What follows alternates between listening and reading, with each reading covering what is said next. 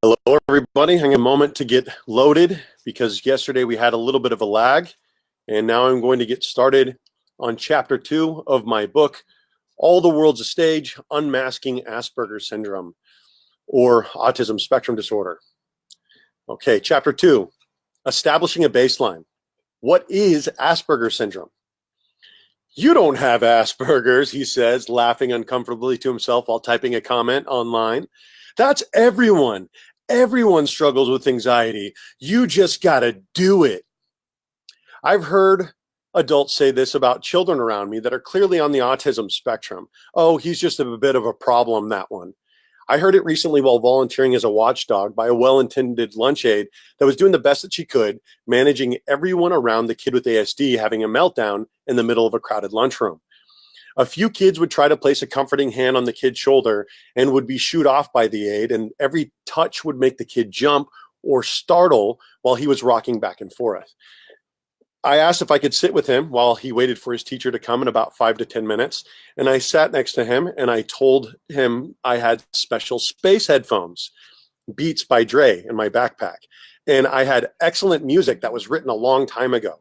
I have my own Mozart playlist that I've developed that is calming, with none of his operas or inaccessible pieces that people play to show that they can be played.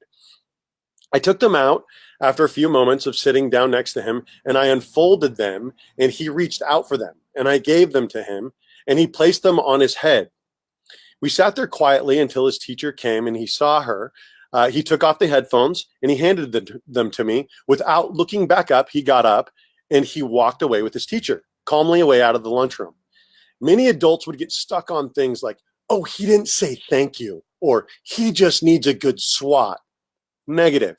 Think for a moment about this kid that is already not like everyone else. Most of us, like me, get stuck in speech therapy and are labeled retards, and at best, but different before we have anything that we can do about it.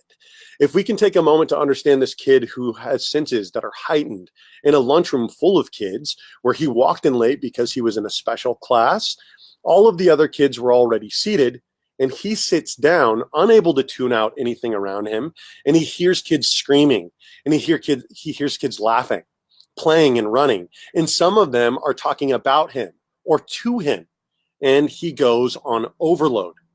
Sensory deprivation can help, which is why a lot of children yell or cover their ears and rock.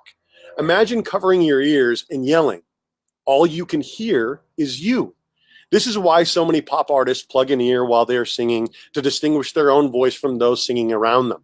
The rocking or stimming serves its own purpose because we don't want to be touched or we want to be held firmly by someone that we love and trust. I just gave him an opportunity to retarget his hearing. I gave him one thing to focus on. As an adult, I will wear my headphones in a way that's multifaceted and helps me cope with my surroundings. Sometimes it's as simple as when I get overwhelmed during a lunch break or during a business meeting or my surroundings are jarring, I'll pick up one headphone for a moment of my happy playlist long enough to get the song going in my head. And at this moment, I could typically set my headphone back down and continue with the song going on in my head while I move forward in the conversation. This has taken a long time. And it started from just putting on headphones and walking away when I got overwhelmed, which I still need to do sometimes. I want to establish a baseline here. And I want to encourage you to do your own research because we have Asperger's and we have learned to live with this. It's easy to think, what am I presenting now? But I want you to think, what have I presented and felt throughout the course of my entire life? From a young age, it was easy to get excited about moving because it gave me an opportunity to get away from my current peer group and hope for something better. There's a great Avett Brothers song, The Weight of Lies, that's easy to get lost in. Disappear from your hometown, go and find the people that you know, show them all your good parts, beat down when the bad ones start to show. Going with a woman, a pretty girl that you've never met, make sure that she knows that you love her well, but don't make any other promises. The weight of lies will bring you down and follow you to every town because nothing happens here that doesn't happen there. Make sure that when you run to something and not away from, because lies don't need an airplane to chase you anywhere.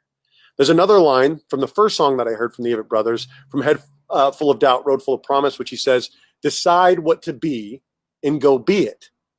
We have a power that we learn on the spectrum if we are fortunate enough to have people around us that help us fit in and function with the world. It is called masking. I don't think that it is a bad thing. We literally paint the face that we decide that we want to present to the world. The difficult thing with Asperger's is that we despise anything fake. So we build it in truth. I have yet to meet a person on the spectrum and walk away and think, oh, that's a bad person. Yet the unfair portrayal of us at times paints us as maniacs. I will not pretend to be anything other than what I am. This book is for people with ASD and those people around them that love the people in their lives with ASD. For that reason, I will spend very little time censoring myself for anyone's comfort. I see it as a gift that we are both so connected to the heart of the world, yet we have an inability to weigh it out intellectually. For example, when I was at war, it was simple for me to pull the trigger quickly because if someone was shooting at me, I would shoot at them. There are blurry moments when you start looking at something on an intellectual level and everything becomes nonsense because the strings are bigger and higher and above my pay grade. The strings behind the wars that we have fought made me adamantly anti-prolonged engagement, but that is neither here nor there. So, are you an alien? My own realization starts with Ray Romano's character in Parenthood, when my wife at the time and I would laugh about the similarities between me and this character. Inside, a long, silent conversation had started. I did and do struggle with PTSD, post-traumatic stress disorder, that started when I was very young, continued through my youth, and brought with me into combat. Digressing into violence, I was awarded for that, and that helped to protect those around me. I am working vehemently to turn PTSD into PTG, post-traumatic growth, the concept that we can be better men or women than those that went through the initial trauma. This is not exclusive to the combat community. However, that community is leading the way out. Fast forward to the breakdown. I went through a character tragedy with the life that I had created, and a divorce followed. I felt and still feel foundationally shaken. I had lost a friend in combat, my father-in-law to cancer, and my good friend to suicide in a short period of time. It shook me, and I couldn't come to terms with my anxiety anymore. A long story, which I am not 100% proud of, plays out, and I have been working hard to free myself from the burdens of carrying every little blemish of my slightly checkered past. I checked myself into the Veterans Administration Clinic because I no longer felt like the world was improved by my presence. I've struggled with suicidal thoughts for as long as I can remember. I faked my own suicide when I was in 6th grade, left a note, spilled bottles, and I even stuffed a sock down the back of my pants to show that my bowels had released. My mom walked in, saw that I was laying there, and started reading the note, and she yelled, "David!" and grabbed me, and I popped up and I pointed, and I said, "Ha ha," and then she slapped me. I deserved it. I wanted to see if I would be missed. We had recently moved into Section 8 housing, and my mom was working 3 jobs and was gone most of the nights of the week. My dad had told me before we left recently, in their most recent split, that the reason behind their struggles in their relationship was me. In hindsight, I was a pretty damn good kid, and I worked extraordinarily hard for approval, but I lacked the talents that my dad wanted to see in me. I was more drawn to theater and writing than I was to baseball. I was nothing to be proud of, I felt, for most of my life. The lack of long-standing friendships left me feeling ostracized from the world around me, which I cared deeply for. And I tried desperately to fit in and to help from a very young age. I always wanted to be of service from a young age. I always wanted to not feel like a drain on society due to some of the assistance that we were receiving. I was ashamed of the charity that we had been on the receiving end of as a child, and I wanted to give it all back. So there was an adult wondering if I was of value. So I checked myself into the VA, and they told me that I might be bipolar or narcissistic, and they might want to hold me for weeks. So I did everything I needed to do to present to get out. That would not be conducive to healing, but it did force me down a rabbit hole of self-discovery, which I will get into later. I didn't know how I got this lucky. But my mom has been working with adults with disabilities for over 20 years. She didn't realize I had Asperger's. But when I told her that I did, she sat back in reflection at all her favorite stories to tell of me as a kid. And she said, people with autism were always my favorite to work with. And we sat back to analyze a lifetime through new lenses. I am different. That is okay. Now, add to that the fact that my new wife has a brother or in family that may or may not be on the autism spectrum. And we put two and two together, and my whole life made sense. I now use this new knowledge as a guide moving forward instead of as a crutch. Now, in children, there are several indicators that you can watch for in your child that may help you to realize that they are on the spectrum. Here are some of them in no particular order. It is important to remember that not all of these things need to present for a person to be on the spectrum. For that reason, autism spectrum disorder, it's called autism spectrum, excuse me. For that reason, autism spectrum disorder is often called the silent disability because most of us have no visual signs that we are autistic. A lot of men just don't dress well. And girls can either dress as tomboys or embrace the images of little girls that they're awarded for, like dressing in pink or playing the part and masking from an early age, mirroring and matching with their peers. Don't get too hung up on these. I will give you some coping mechanisms as well as ways to thrive that will help you combat some of your nature and enhance the things that you are good at. But let's get started. Finicky about clothing. Tags need to be ripped out, not just cut down. I wore sweatpants through most of middle school, even though I was made fun of for wearing them simply because they were comfortable. I like wearing comfortable clothes that cover me from head to toe. I go through times in my life where I wear a hooded sweatshirt, and that is the hoodie for me in that time of my life until it wears out.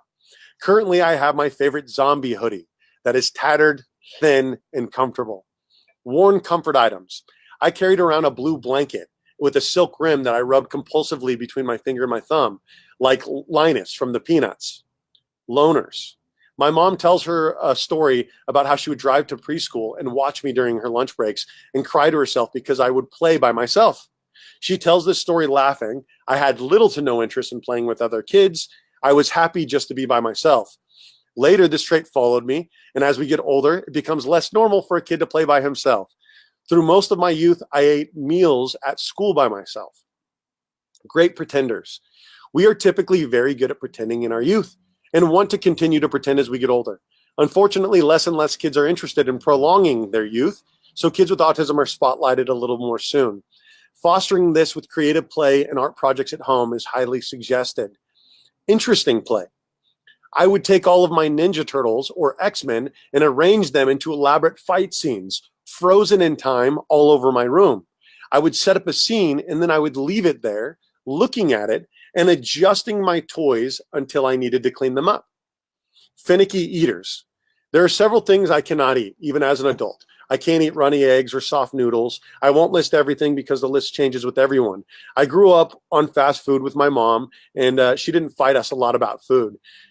She had some controlling parents when it came to food, and so we were never pushed into food that we didn't like. At friends' houses, I would often go hungry because I didn't want to complain. Some people on the spectrum don't have that filter or wouldn't exercise it. Pacing. While I'm on the phone, I will often pace around the room or the house or the office. I've been called a land shark because I don't stop moving. I will do this while walking out an idea and walking off an issue as well. Talking without waiting. When we get excited about a topic or are asked about questions that pique our interest, we will talk at great length without interruption. This makes us great speakers as adults and horrible students as children. Unfortunately, if we don't pick up on social cues, what initially has made someone so interested in us as conversationalists can turn them awry if we don't engage in a dialogue. Often when I finish speaking at a real estate conference, a person will start a one-on-one conversation with me. Before I know it, I've been talking for 5 straight minutes and there's a crowd of people around me, and I become the professor again. This does not make for good, long-lasting friendships or help create new ones, unfortunately. Rocking. Rocking back and forth when stressed.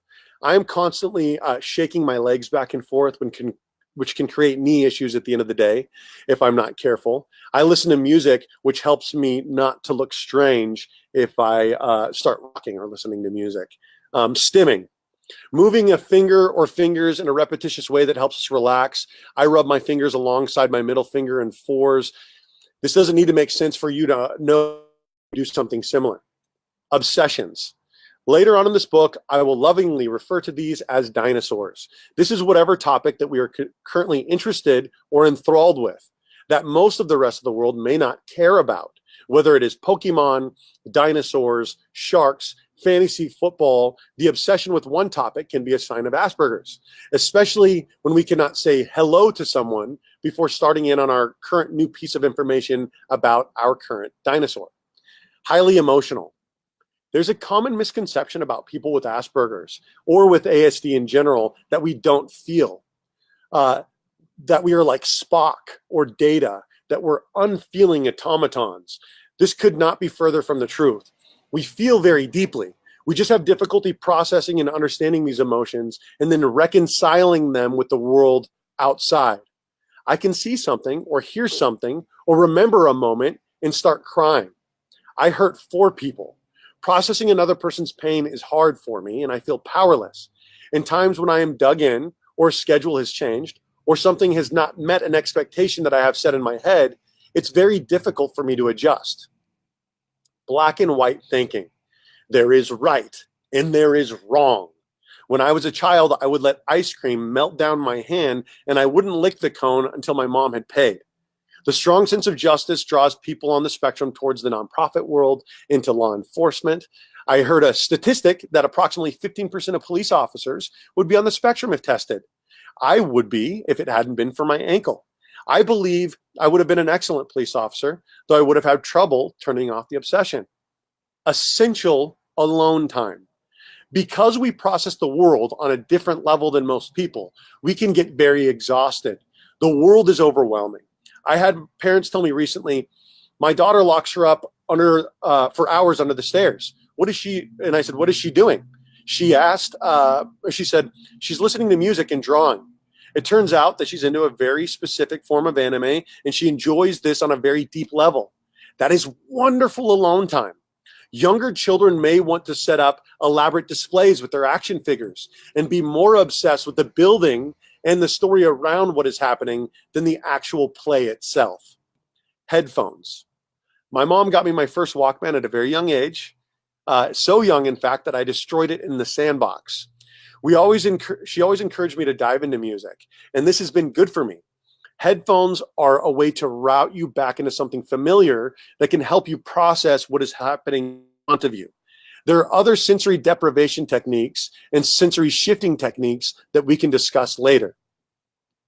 Avoidant or intense eye contact. Most people think of Asperger's as avoidant eye contact, but there are others like me that have very intense eye contact. Whether it was trained into me through the look at me generation or not, I stare at people directly in their eyes unless I'm tired or overwhelmed. Others get through life by looking at foreheads or in the direction of the person that is speaking. Not good with surprises. I am not good with surprises. I'm also not good at lying. Therefore, I'm not let in on surprise parties until moments before, or people do not tell me things that they don't want out in the world just yet. Not good with changes in schedule. When a schedule changes suddenly, or we don't have a clear idea of where we are going, when we are going to be there, and who is going to be there, it is hard to adjust. No or few long-term regular friendships. Because we are socially awkward, we don't always understand that friendships require constant work and attention. Many of us have friends that we see every few weeks or months or years, but we only really need 1 or 2 intimate relationships to feel more or less fulfilled. Hot and cold on teachers. Many of our young intellectuals have little to no interest in the topics that seem like a waste of time for them, and it will be reflected in their work. Not because of lack of effort, but because the autistic mind is always going. We simply tune off to topics or to people that don't interest us. Other topics are too complex for me to handle. Algebra was an extraordinarily difficult subject for me to learn. It wasn't until college that I was able to understand and then enjoy algebra with the help of a phenomenal teacher. Not good with touch. Receiving touch can be shocking or frustrating when it is unwanted and unearned through people that we don't trust for most people on the spectrum. Most of us are not good with comforting hands on shoulders or people that are too grabby. My mom, despite her desire to have me be a little boy that would sit on her lap forever, mourns that I, unlike my sisters, was not affectionate from a very young age.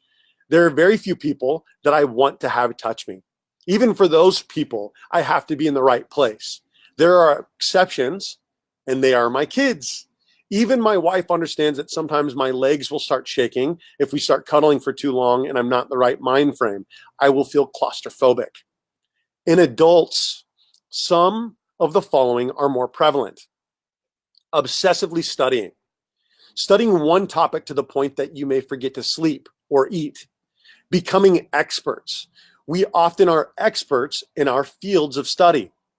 Over talking. As an adult, I utilize the acronym WAIT, W-A-I-T. Why am I talking? Many times I will simply say, I'm sorry about that. I will talk forever about X, Y, and Z if you don't stop me. And I laugh. It's easier to catch yourself and make a quick joke than to give someone else an opportunity to do it for you. Overly situationally aware. If I'm not careful and I do not redirect, I can start having a bit of a panic attack because I can hear everything and see everything. And it also makes me very aware, but a very frustrated driver. So I avoid driving when possible. But that's just me, though. Pretending with kids. I'm that dad at the park or during Watchdog, the Watchdog program that's off running around with the kids. Kids are innocent and pure-hearted. They stick out their lips when they're sad. They tell us when they're happy. And they ask for what they need. They are easier to understand than adults. Alone time. Whether this is a coffee break alone with a cup of coffee and a book, or a daily meditation practice, I find it imperative to have regular alone time, as well as feed that alone time when possible, when you feel like you are beginning to feel depleted. Obsessive thinking about numbers. Some are great mathematicians, not me. I understand some pieces of math very well. Others are a mystery to me, too abstract for me to wrap my head around. I can calculate basic tax rates off the top of my head, what the savings would be monthly between two different properties, or a payout for a seller through escrow. This isn't incredible, but it is useful, and people are somewhat impressed when they take their calculators out to double check my math. Frustrations. There was a long time that I would get frustrated with people that couldn't understand what I felt was basic math. There have been other times when I have been on the other end of the same equation. I couldn't wrap my head around algebra after 2 classes in high school. It took a teacher explaining it in a practical way in a remedial math class as an adult to comprehend geometry. Algebra. Disdain for social chit chat. Catching up with people about how their kids are doing and how their wife is doing, or even how they are doing, is uninteresting unless it pertains to a topic that's already being discussed or to the betterment of humanity.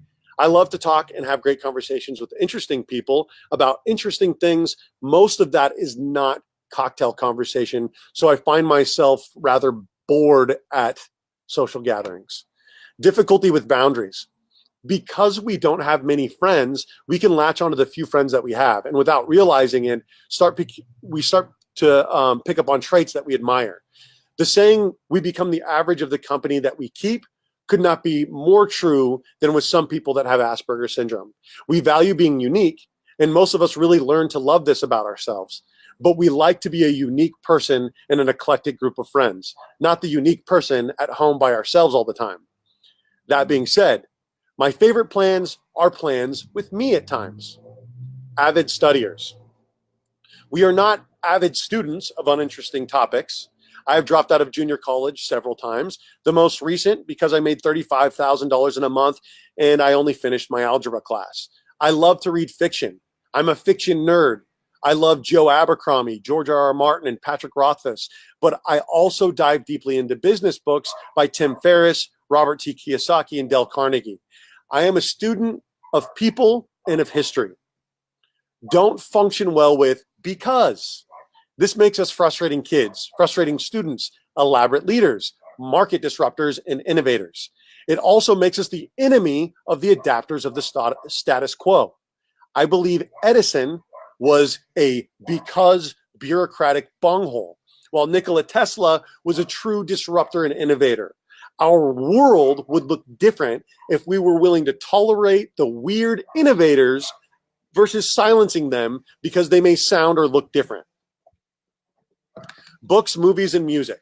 I am obsessed with all three, and many people on the spectrum have collections of their obsessions demonstrated proudly around them.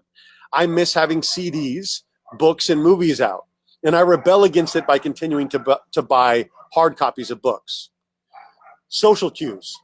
Some friends love that I stand up all of a sudden and say, I'm going to go home, because there isn't a long, awkward, drawn-out phase where we all want the party to wrap up anyway. Large parties are almost unbearable for me. When I go to events, I like to have exit strategies in case it's too loud or there are too many people there. A few new friends understand that if they invite me to a gala, I will stay long enough, and if I don't find a comfortable conversation, I'll leave. I stand out a bit. I wear a brace that helps me stand upright longer, and I'm about 6'2", 6'3" with the brace on. I walk with long strides, and I'm very direct. Some people love me at these events, and I freak other people out. I don't really know when I am doing either until I have been word vomiting at the mouth for a few minutes. I apologize that it's very loud. Dogs are barking. People are doing yard work. And I imagine that the audio is becoming garbage. I would normally go inside right now, but we're going to keep pushing because the kids are inside playing. So just bear with me, please. I apologize. Lack of a filter. The post commander at the local VFW, who's a friend of mine, told me that he tells people that Serpa's a good guy, but don't come to him with an ugly baby because he's going to tell you that's an ugly baby. I don't insult babies, of course, but I will call out a stupid idea when I see it. The audio visual is great. Then we'll keep rolling. Just because I can say something doesn't mean I should. Lord Jesus. Could it be any louder? Okay, I'm going to go inside and see if I can keep this going. Okay, Charlotte, you're going to have to give me a break. Honey, I'm still on Facebook Live here. Okay, we're going to keep rocking and rolling. Alexa, please turn the music off. Okay, hello, everybody. We're going to keep going. Okay, I'm also, I don't insult babies, but I'll call out a stupid idea when I see it with as much tact as possible. I'm a greater good person, and if something is not for the good of the group, I'm the first to speak up and call it out for what it is. I also had to learn that just because I can say something doesn't mean that I necessarily should say something. My mom raised me to be brutally honest, but this is a policy that has not served me well. I will address this later with a method that I learned recently. Recognition of patterns. From a very young age, I started seeing family patterns and cycles that people live in. I was exposed to therapy at a young age and started learning the verbiage and the patterns that I could recognize in my own family.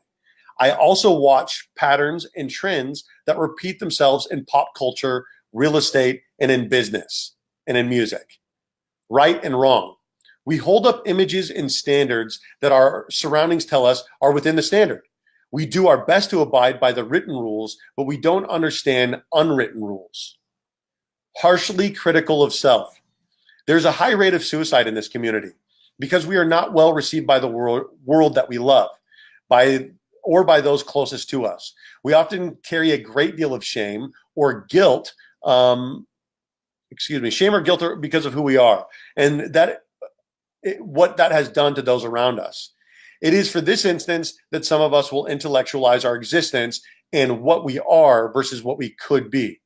Body disassociation. I have always had a pain disassociation with my body. I have trouble understanding what is pain and what is not pain. There's have also been times where I almost need pain as a way to connect me back to my body. It was one of the reasons that I enjoyed fighting.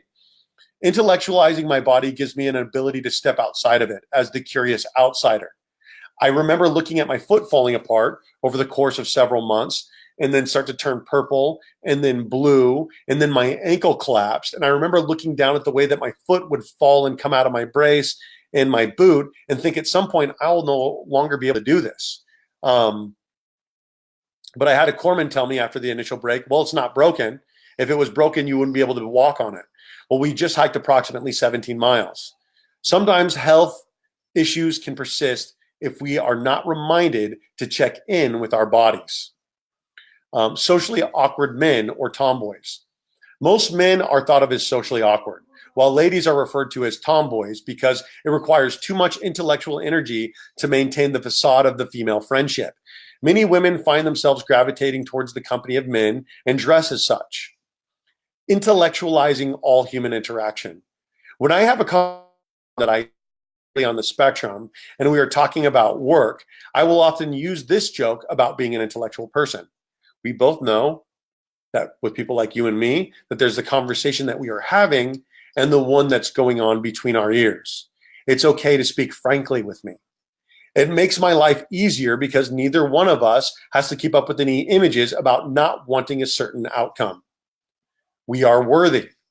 We can all stand to learn a thing or two from someone with autism. If nothing else, we will learn a thing or two about honesty.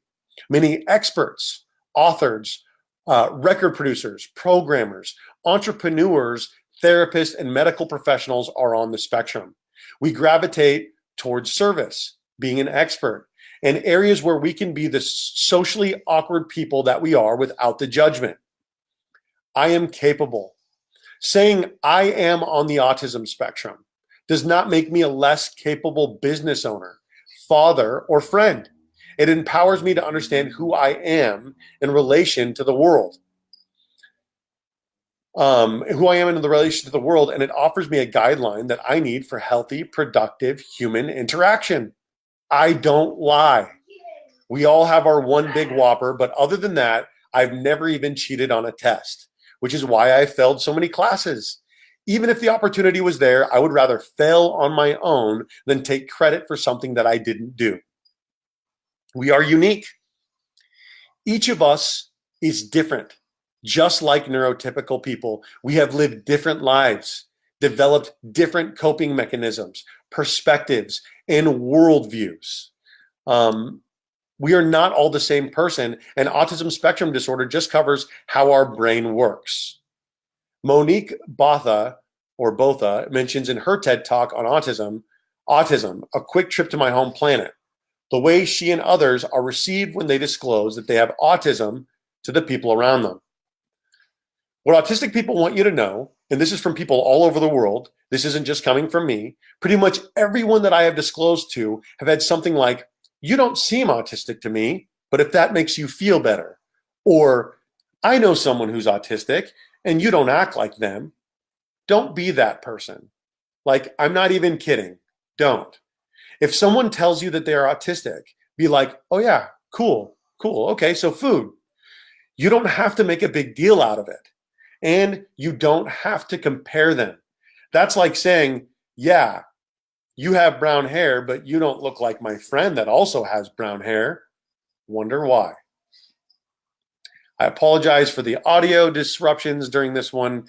The dog got to barking next door. The gardener got to going on the other side of the fence. But I hope that you all enjoyed the broadcast. I've been recording these every day for the last few days. I will continue to do so for the rest of the month until all 33 plus chapters of this book are up and for free on YouTube and on my business page. Thank you guys for watching. Please feel free to share these out and feel free to tune in live on my personal page. Feel free to follow on my business page or keep up on my YouTube channel and hit subscribe. I'll talk to you soon. It was amazing. My mom says it was amazing. So that's good. All right, everybody. You guys have a good rest.